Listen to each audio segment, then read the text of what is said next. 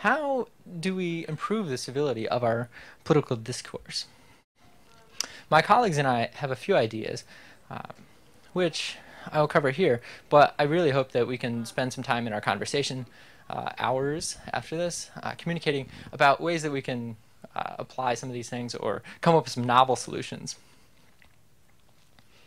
So, in social psychology, we often think about changing behavior by focusing on two different, very general domains: the person and the situation. So, you can try to change the person by changing their thoughts and persuading them to think differently or behave differently, or you can change the situation. Situation is more along the lines of kind of the environment in which the person operates.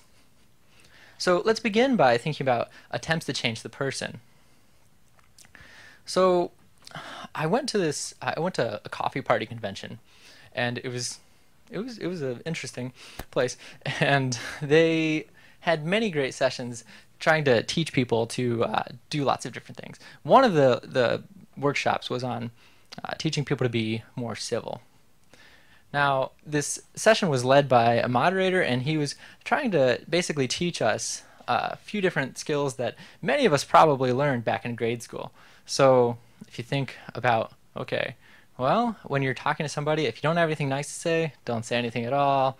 Or if you're arguing with somebody, make sure you count 3 seconds before you respond, and just make sure you listen. So, now these skills, don't get me wrong, these skills are essential to any discussion, whether it's politics or anything else. But I think many of you may see that it's going to be hard to hold on to these kinds of skills in the heat of a very contentious political debate. So that's a difficult solution to pursue. A number of organizations have also tried to circulate civility pledges in which people sign these pledges agreeing to be civil in their future political interactions. Now, this is kind of, there's some research suggesting that maybe this could have a backfiring effect, but more likely this probably just isn't going to work because if people say they're going to do, if they sign a piece of paper, it doesn't mean that they're going to follow through with it necessarily.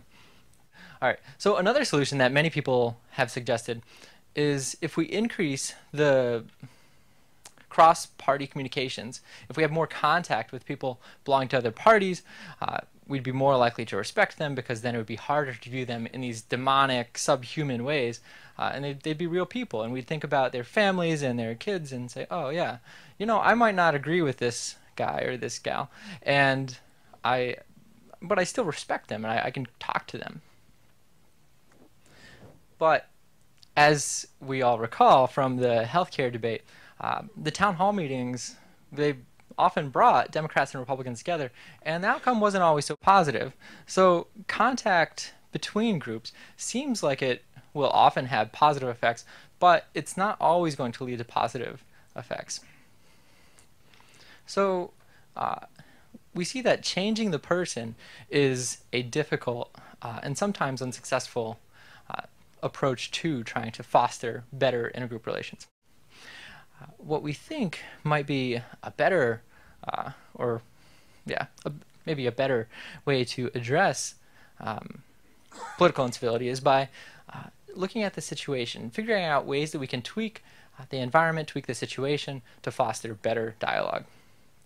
So let's think about some political institutions, some political groups, political systems that we might be able to change. First, let's think about one of the most powerful, and that would be the political parties. Political parties exist to get people who represent their interests elected. The parties and the ambitious people running for office probably do not really want to be uncivil, but they tend to think that incivility is something that's going to be effective in getting them elected.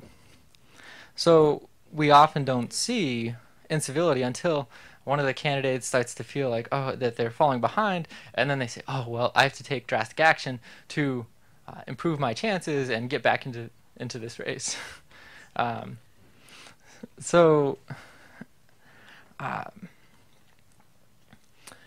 If we change the way that we think about civility as a strategy, maybe we could increase the amount of civility in political discourse. So some groups have tried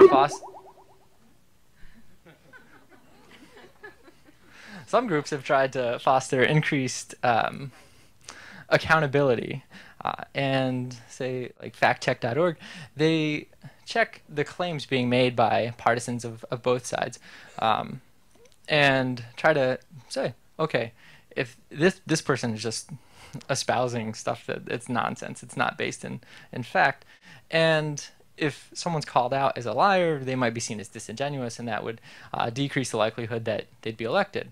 So if people are being uncivil in these false ways, in these lying ways, they would be penalized basically for their incivility. So it would no longer be a successful or an effective strategy to getting elected.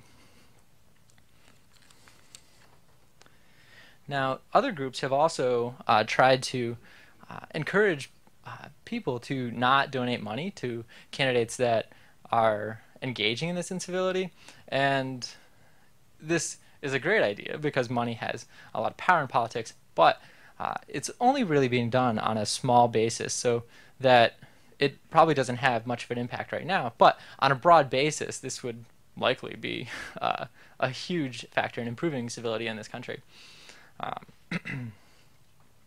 Now, another way that we can tweak the system is by addressing the way that we draw congressional boundaries. So we have a long history of gerrymandering where congressional districts become increasingly partisan and people with differing political views are drawn into different districts. This seems to lead to an increased acceptance of more extremist and Manichaean thinking on both sides of the political spectrum. So electoral reform may increase the likelihood of electing less extreme, less Manichaean congresspeople. These are just a few parts of the political polarization and demonization issue. My colleagues and I developed civilpolitics.org as a website that brings together experts in many different fields to analyze the problems of incivility in politics and figure out ways that we can make the path forward more civil.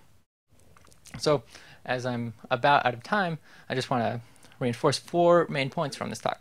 1, people are tribal, and people are naturally going to form groups, and people will, at points, be in conflict with one another. 2, tribalism can be dangerous, but not necessarily. 3, when people are in like-minded groups, they tend to become more extreme in their attitudes and more likely to engage in uncivil behavior, targeting other non-like-minded individuals. And in trying to address this incivility, we should focus our efforts on tweaking the system rather than trying to change people's basic psychology. So let's go back to the question we began with. What happened between 1960 and 2008 that led to this change in the hopes of partisans, the hopes that partisans have for one another?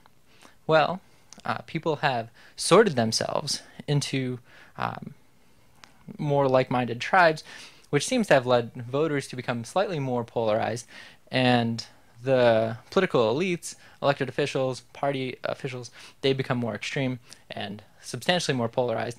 And there've been, we think that there's been a decay in the norms of politeness over time. If we think the older generations, they lived through world wars, and they had to come together and really cooperate in order to win the world wars.